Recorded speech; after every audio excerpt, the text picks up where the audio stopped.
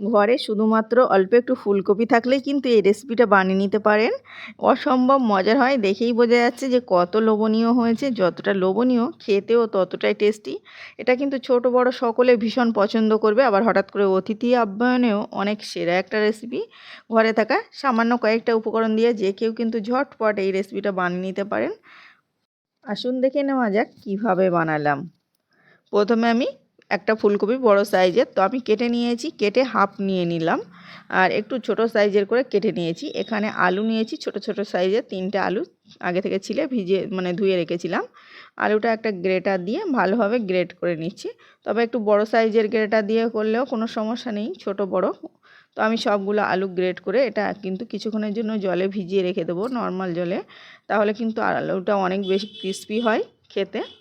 আর আলুটা ভালোভাবে আমি ভিজিয়ে রেখেছি, ধুয়ে ভিজিয়ে রেখেছি। এখানে ফুলকপিগুলো এখন গ্রেট করে নেব। ফুলকপিটা একটু ছোট ছোট সাইজ করে কেটে নিলে কিন্তু আর গ্রেট করতে হবে না। তো আমি একটু বড় সাইজের কাটা হয়ে গেছে, ওই জন্য গ্রেটার দিয়ে একটু গ্রেট করে নিচ্ছি। তো দেখুন সবগুলো আমি গ্রেট করে নিয়েছি, নেওয়া হয়ে গেছে। এখন আমি এটা সাইডে সরিয়ে রেখে দিচ্ছি। আলুটা ভিজিয়ে রেখেছি আর ফুলকপিটা কিন্তু আগে থেকে আমি ধুয়ে রেখেছি, আর ধোবো না। তো একটা মিক্সিং বোল নিয়ে নিলাম, এখানে 1 কাপ নিয়ে নিচ্ছি সুজি। আর এই সুজিটা দিয়ে নিলাম প্রথমে, তারপরে আমি বাকি উপকরণগুলো দিয়ে নেব।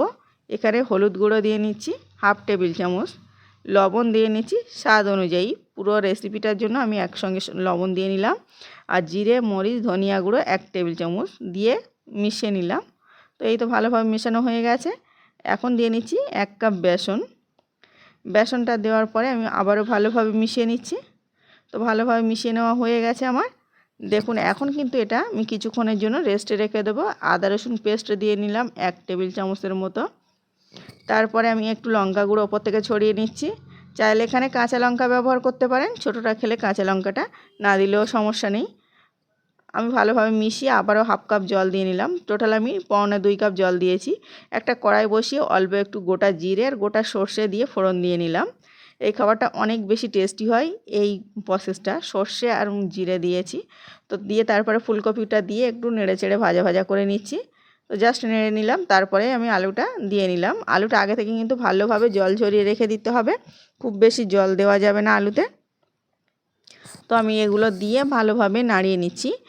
ভালোভাবে নাড়িয়ে চাড়িয়ে নিয়ে তারপরে দিয়ে নিচ্ছি এই যে বাকি উপকরণগুলো গুলিয়ে রেখেছিলাম, ওটা এখন দিয়ে নিলাম। এটা দেওয়ার পরে আমি কিন্তু এখন আর কোনো রকম ঝামেলা নেই, মশলা মেশাতে হবে না।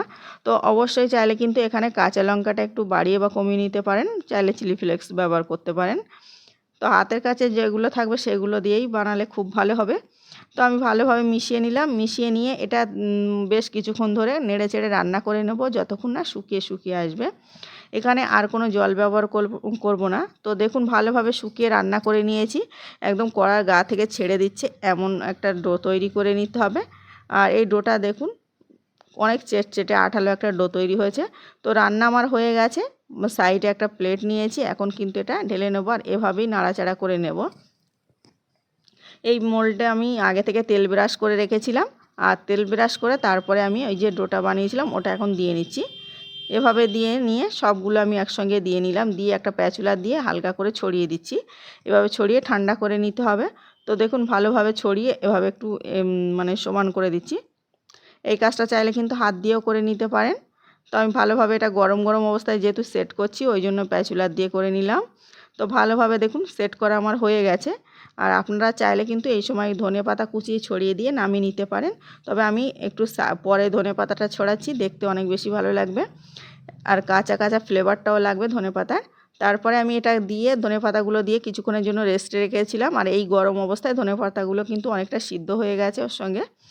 আমি এখন এই ডোটা একটু কেটে নেব, নিজের পছন্দ অনুযায়ী সাইজ করে নিতে হবে। তো আমি এই শেপটা দিয়ে নিচ্ছি। আপনারা কিন্তু চৌকো লম্বা বা গোল যে কোনো শেপের বানিয়ে নিতে পারেন। তো দেখুন আমি এইভাবে সবগুলো কেটে নিয়েছি। আর আজকে একটু বলে আসি, প্লিজ আজকের রেসিপিতে যদি কোনো নতুন বন্ধু থেকে থাকেন অবশ্যই চ্যানেলটাকে সাবস্ক্রাইব করে পাশের অল অপশানটা ক্লিক করার অনুরোধ রইল। তাহলে সবার আগে সহজ সহজ মজার রেসিপির নোটিফিকেশান আপনার কাছে পৌঁছে যাবে, সেটা যখন ইচ্ছা দেখে নিতে পারেন। আর আমার রান্নাগুলো কেমন হয় অবশ্যই বলতে ভুলবেন না। আপনাদের একটা লাইক কিন্তু আমাদের অনেক মোটিভেট করে নতুন নতুন ভিডিও বানাতে। দেখুন বন্ধুরা, সবগুলো কাটা হয়ে গেছে। এখন একটু সাইড দিয়ে আমি হাত দিয়ে চেপে চেপে ঠিকঠাক করে নিলাম, তাহলে আর খুলে যাবে না। এদিকে একটা কড়াইতে অল্প করে তেল দিয়ে নিলাম। তেল দিয়ে এখন এই নাস্তাগুলো একটা একটা করে দিয়ে নেব। এটা একটু সময় নিয়ে ভেজে নিতে হবে।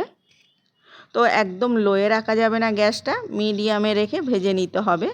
তো আমি একটু পর পর কালার একটু পর পর উল্টে পাল্টে নিচ্ছি, যেহেতু ডোটা রান্না করা আছে, খুব বেশি সময় লাগে না কালার যতক্ষণ না হবে। এটা কিন্তু অনেক ক্রিস্পি হয় খেতে। আর এটা চাইলে কিন্তু ছাঁকা তেলেও ভেজে নিতে পারেন, তবে আমি কম তেল দিয়ে ভেজে নিচ্ছি। কোনো সমস্যা নেই, কম তেলে ভাজলে বা ছাঁকা তেলে ভাজলে একই ব্যাপার। তো আমি এখানে কিছুটা কালার হয়ে গেছে, সেগুলো আবার তুলে নিয়েছিলাম, আবারও কিছুটা দিয়ে ভেজে নিচ্ছি। সবগুলো এইভাবে একটু কালার করে অবশ্যই কালার করে ভেজে নিতে হবে, না হলে কিন্তু এটা সফট নরম নরম থাকবে, খেতে ভালো লাগবে না। এই রেসিপিটা হঠাৎ করে কোনো অতিথি এলে বা সন্ধ্যাবেলা চায়ের সঙ্গে মুখরোচক কিছু খেতে মন চায়, তো এই রেসিপিটা বানাতে পারেন। অনেক হেলদি একটা খাবার। আর চপ সিঙ্গাড়া না খেয়ে এমন রেসিপি ঘরে বানিয়ে খেলে সকলে বেশি প্রশংসা করবে। একবার যাকে বানিয়ে খাওয়াবেন সে বারবার রিকোয়েস্ট করবে এই রেসিপিটা খাওয়ার জন্য, এত মজার হয়। আমি একটা ভেঙে দেখাই যে কত মজার হয়েছে। এটা অসম্ভব মজার। আপনাদের কেমন লেগেছে বলতে ভুলবেন না। ভালো লাগলে প্লিজ লাইক সাবস্ক্রাইব করার অনুরোধ করছি। আর আজকের রেসিপিটা কেমন হয়েছে অবশ্যই বলতে ভুলবেন না। আবারও দেখা হচ্ছে অন্য কোনো ভিডিওয়। ততক্ষণে সকলে ভালো থাকবেন, সুস্থ থাকবেন।